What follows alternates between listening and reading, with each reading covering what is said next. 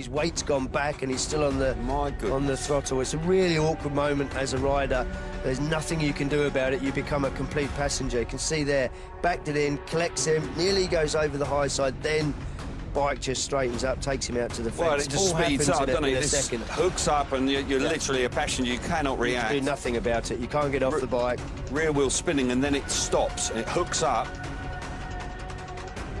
Tips him right over pretty quick. Wow. Fortunately, nothing there. We do have to have a clear 2-metre zone behind the fence to make sure that there's nothing riders can hit if they get through or over the fence. Well, fortunately, he didn't land on anything ugly, did he? He landed awkwardly, but nothing that was going to injure him. And to hear that he's okay is just... It's great news. It's fabulous news. But he can't... Maybe he should have let go there, but, hey, you know, when it's happening, when it happens that quickly. But here, he's very fortunate.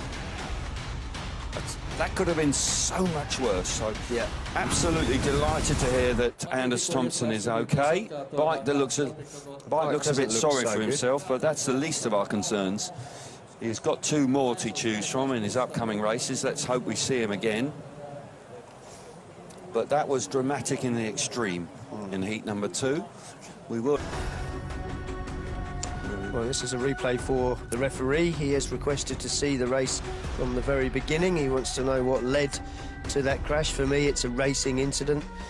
2 riders making decisions. Unfortunately, they clash, but this is the moment that it all starts.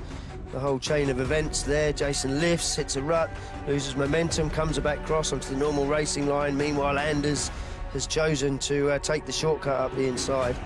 And, of course, results in that very heavy crash. But for me, it's a difficult one. I think possibly Anders has made the decision to keep going when possibly he should have backed out. It would have been difficult to back out at that point anyway. But someone's made a decision and someone's caused it.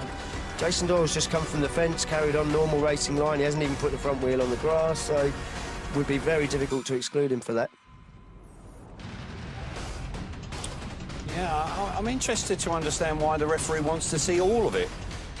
The problems start when Jason Doyle lifts coming out of turn 4 through no fault of his own. He's just caught out by that small rut on the inside on the exit of turn number 4, where he lifts quite violently any moment now. There you see the bike climbing up underneath him.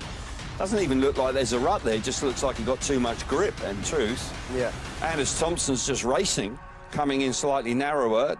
Doyle's defending his position, which he has the right to do. Yeah, he hasn't stopped there. It's not pulled a lock. I mean, obviously he has there after he's been hit, but it is a difficult decision to make. It isn't a clear one. For me... Yeah, still think Thomsen's probably in danger of being excluded, though. He's committed to an overtake, and he's run into Jason Doyle.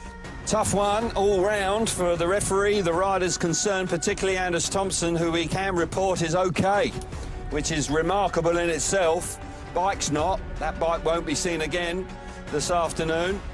But this is the moment when it all happened. Tight, going into the first corner for the second time, straightens up, the bike hooks up underneath him and he clears the fence. Anders Thomsen